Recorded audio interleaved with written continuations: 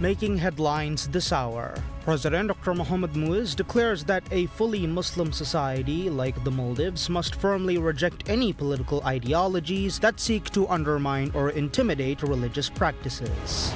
The Minister of Social and Family Development, Dr. Aishat Shiham, emphasizes that increasing financial assistance for single mothers and fathers is a crucial measure to eradicate poverty in society.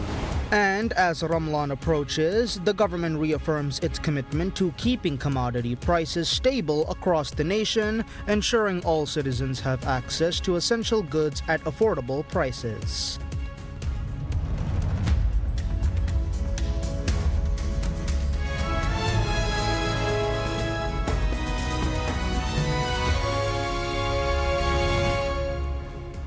Bismillahir Rahmanir Rahim. Assalamu alaikum and welcome to PSM News in English with me, Abdullah Ahil. And now the news in detail. President Dr. Mohammad Muiz declares that a fully Muslim society like the Maldives must firmly reject any political ideologies that seek to undermine or intimidate religious practices. The president made the strong remarks on Thursday evening during the inauguration ceremony of the ruling People's National Congress or PNC party office. In his address, President Muiz directly criticized members of the opposition who have voiced dissatisfaction with a proposed government-backed amendment to the penal code that would criminalize gambling. He cautioned the public that it would be a serious misjudgment to elect individuals who support ideologies contradicting Islamic values, reiterating that meaningful governance reform can only occur with a unified commitment to religious principles. Highlighting his administration's policy priorities, the president affirmed that safeguarding the Islamic faith and aligning national affairs with Islamic principles remain central to government action. To that end, he revealed that 104 establishments in the capital had been closed in the past month for operating immorally under the guise of massage parlors. Further underscoring a tough stance on vice, he announced recent legal amendments now permit the death penalty for drug trafficking above a specified threshold. The president also announced forthcoming updates to local tourism regulations, including new rules for safari vessel operations, and emphasized the critical role local councils must play in implementing these reforms. In his speech, President Muiz affirmed that the nation's Islamic character and identity must not be cast aside amid political turbulence, urging citizens to engage in critical reflection to discern right from wrong. President Dr. Mohammad Muiz states that local councils are not meant to hold the government accountable, but to provide essential services to the public.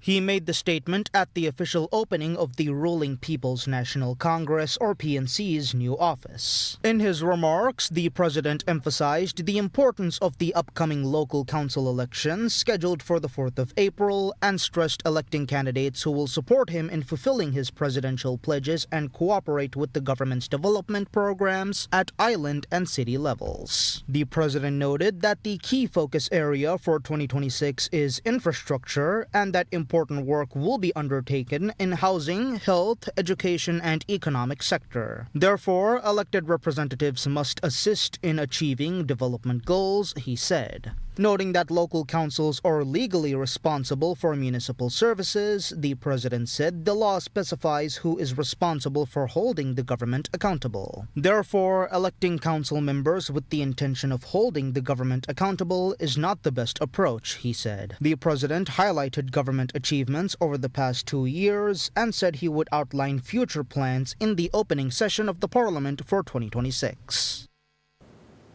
President Dr. Mohammad Muiz announces that 104 massage parlors have been shut down since the 9th of December, and 922 foreigners who did not submit their biometric data have been deported since the 17th of November.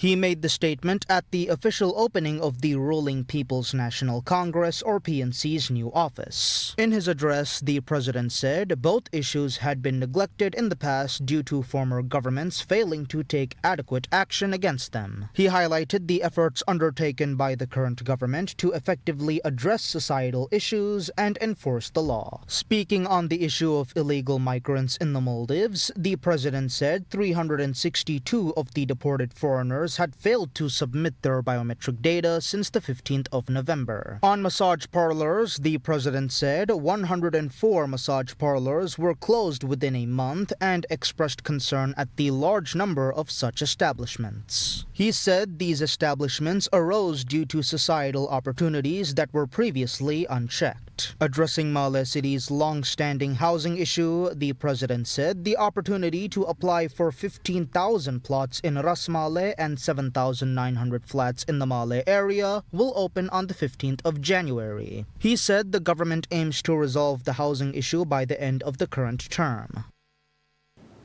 The Minister of Social and Family Development, Dr. Aishat Shiham, emphasizes that increasing financial assistance for single mothers and fathers is a crucial measure to eradicate poverty in society. Speaking on the Spokesperson podcast, Minister Aishat Shiham highlighted the government's recent decision to raise monthly aid to $194.55 per child, fulfilling a key pledge by President Dr. Mohamed Muiz. The revised policy, effective on the 25th of December 2025, follows single parents to receive up to $778.21 per month for families with 4 children, totaling $9,338.52 annually. While some applaud the move as relief for struggling households, others argue it may reduce paternal accountability. Minister Aishat Shiham defended the initiative, citing international studies that indicate a 70% reduction in societal poverty when single-parent families receive support.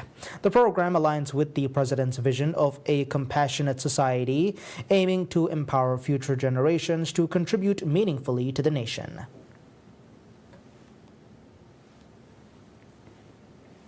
As Ramadan approaches, the government reaffirms its commitment to keeping commodity prices stable across the nation, ensuring all citizens have access to essential goods at affordable prices.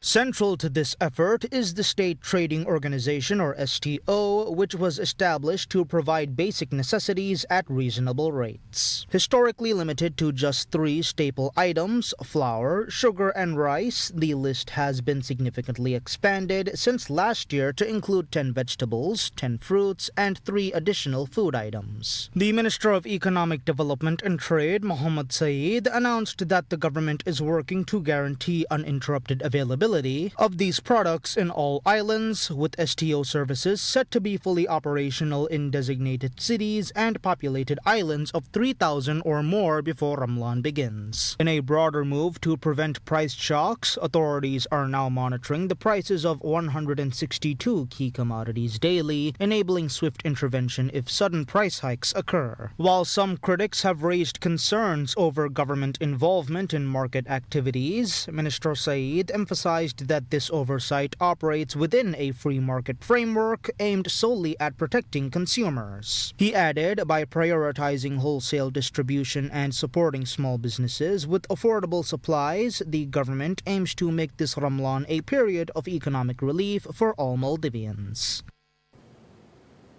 The government announces that the Universal Health Insurance Scheme, ASANDA, will now cover prescription glasses purchased from registered private clinics and optical shops across the country, effective on the 15th of January.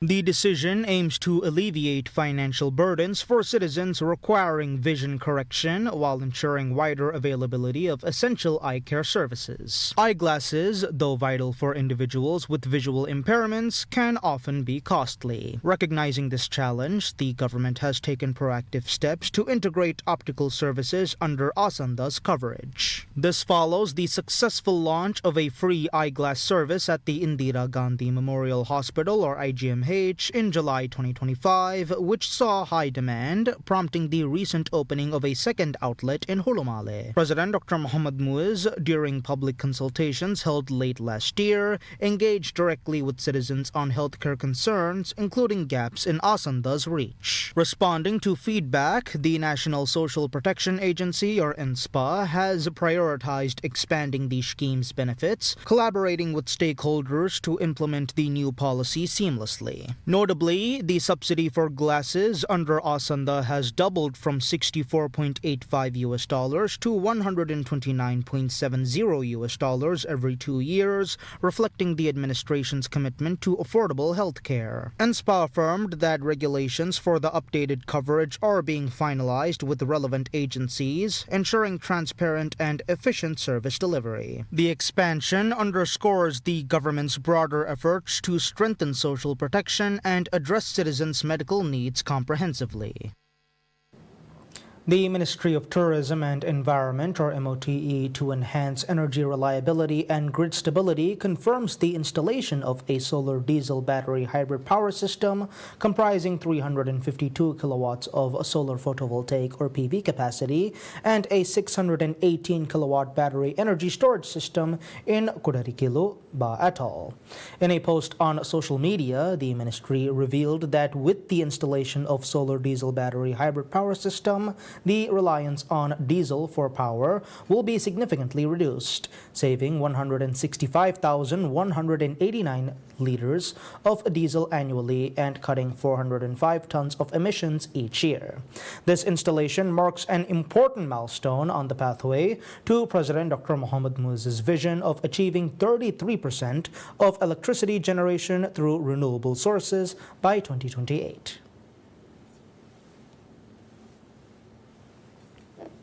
The Maldives Inland Revenue Authority, or MIRA, collected $210 million in December 2025, according to official statistics. This value is a 30.7% increase compared to the $160.8 million collected during the same period in 2024. MIRA said the increase is attributed to higher revenue from tourism, sector GST and green tax, increased resort rental income, as well as a 12.8% increase in tourist arrivals. MIRA said the revenue was 17.4% higher than the estimated amount, mainly due to TGST and resort rentals. Revenue from land sales, land transfer fees, and corporate social responsibility fees also contributed to the increase. Of the total revenue collected in December, $157.83 million was received in United States dollars, a 40% increase from the $112.82 million collected in December 2024.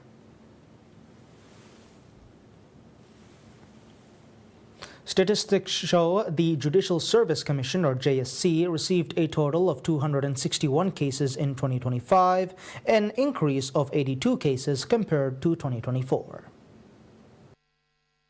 According to the JSC, 137 of these cases were determined to be unrelated to the judiciary. While 54 cases are under review, 72 cases were referred for investigation. The JSC heard 87 cases in 2025, including 72 new cases and 15 cases carried over from previous years. While a total of 18 cases were concluded, these include the referral of 3 judges to the Parliament for dismissal, disciplinary action against 2 judges, and the suspension of 2 judges. By the end of 2025, a total of 204 judges were serving in Maldivian courts. 4 justices were appointed to the Supreme Court, 2 to the High Court, and 4 to Superior Courts during the year. 24 judges were also appointed to magistrate courts.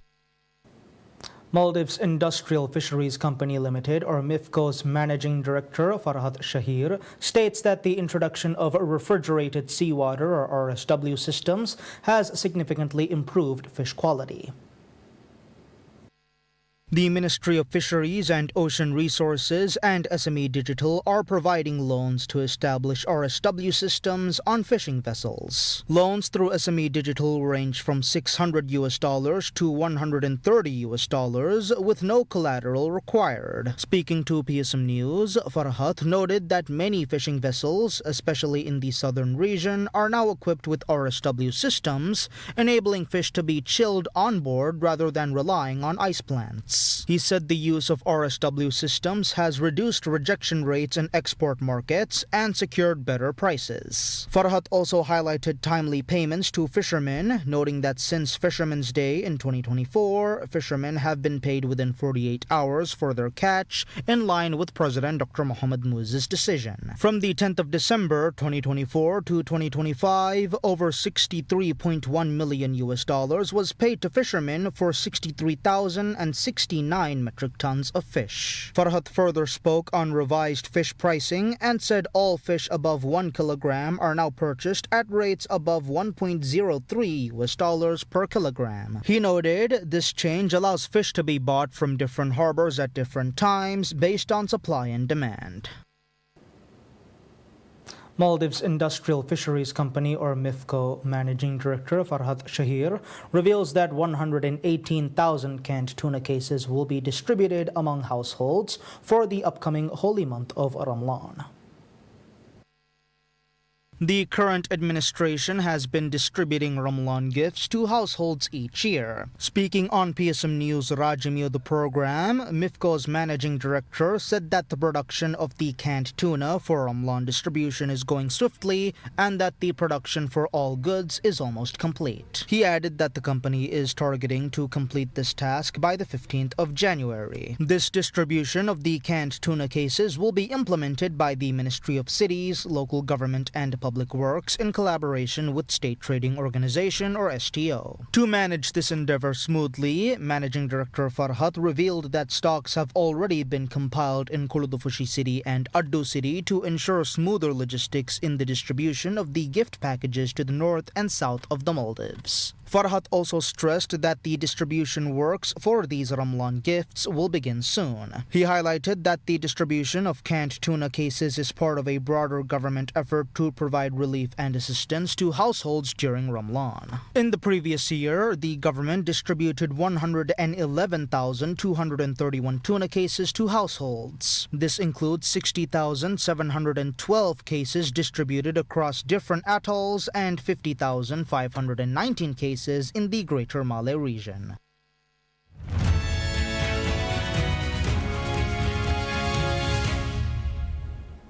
Insights into business, Glencore and Rio Tinto says they were in early buyout talks that could potentially create the world's largest mining company with a combined market value of nearly $207 billion. The discussions are the second round of talks in just over a year between the two companies after Glencore approached Rio Tinto in late 2024, but a deal did not proceed. Glencore and Rio Tinto said discussions were about a possible combination of some or all of their businesses. The two companies said one option would include an all-share buyout of Glencore by Rio Tinto. Rio Tinto, the world's biggest iron ore miner, has a market capitalization of about $142 billion, while Glencore is valued at $65 billion as of its last close. According to LSEG data, the combined company would have an enterprise value, which takes into account debt, of more than $260 billion. The Financial Times first reported the news. The Swiss miner and trader added that any deal would be implemented through Rio Tinto's acquisition of Glencore in a court-sanctioned scheme of arrangement. There was no certainty that the terms of any deal or offer would be agreed upon, Glencore and Rio Tinto said. Under UK takeover rules, Rio Tinto has until February 5th to make a formal offer for Glencore or say it will not proceed. US-listed shares of Glencore were up 6% after the company confirmed deal talks, while Rio Tinto's US-listed shares were down 0.6%.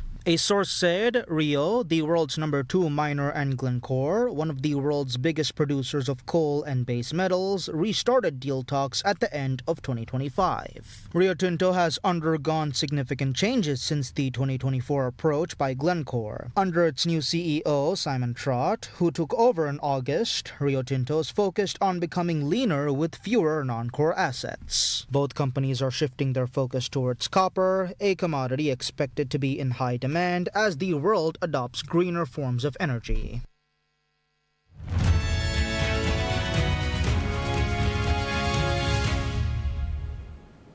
Updates on world affairs. Palestinians scours through rubble searching for belongings a day after Israeli strikes hit Gaza's Al-Bureij.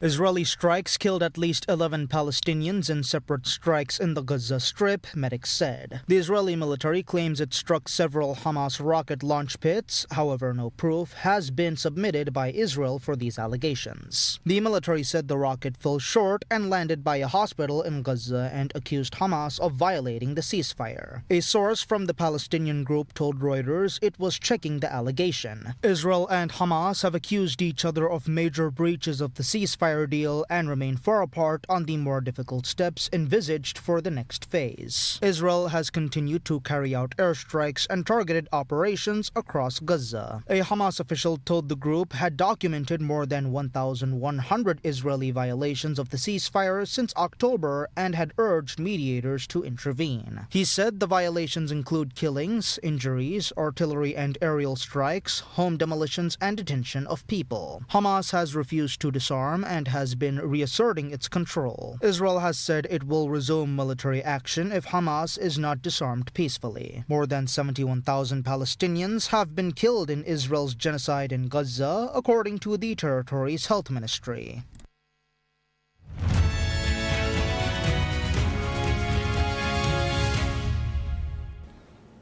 Taking a look at sports, Japan soccer great Kazuyoshi Miura, 58, says he had all but given up on a return to the J-League before signing for Fukushima United, adding that he hopes to contribute with goals and assists in the latest chapter of his age-defying career. Miura, known as King Kazu, signed a loan deal last month with the Japanese 3rd Division side, setting him up for his 41st season as a professional footballer. The move brings him back to the J-League, Japan's top 3 tiers of professional football, for the first time since 2021. The forward, who began his professional career at Brazilian club Santos in 1986, has also played for several European clubs across Italy, Genoa, Croatia, Dinamo Zagreb, and Portugal, Oliveirense. He made 8 appearances for 4th-tier side Atletico Suzuka last season, scoring no goals as the team were relegated to Japan's regional leagues. Miura scored 55 goals in 89 appearances for Japan after making his debut in 1990, but was famously dropped from the side for their first World Cup appearance in 1998 before he retired from international football in 2000.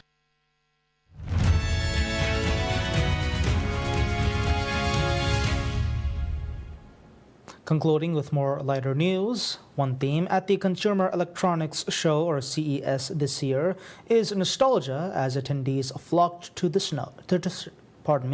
show. Many tech companies are specializing in retro versions of new age products like vertical record players, smartphone-compatible game controllers, arcade games, and pinball machines. Everything's old is new again. It's, when you're playing pinball, you never have the same ball twice because the rubber's different or the flipper hits it different, and so it's just different every time you play. Fuse Audio president Joseph Wu said they also have 2 main demographics for those who buy their vertical record players, an older generation who has held on to vinyl records for decades and a newer generation. Yeah, so I think we have 2 demographics. One, we have the older demographic that grew up with vinyl, who've been sitting with a stack of black vinyl for years, not knowing what to do with it. And now that it's popular, they can number one play it. But then more importantly, like the Gen Z, those who grew up in a digital world, never having something physical, they're actually actively buying vinyl just to feel connected to the artist. The CES 2026 ran from January to January 9th. And that's all the news we have for today. We'll be back with any further updates. Until then, I'm Abdullah Ahil from PSN News.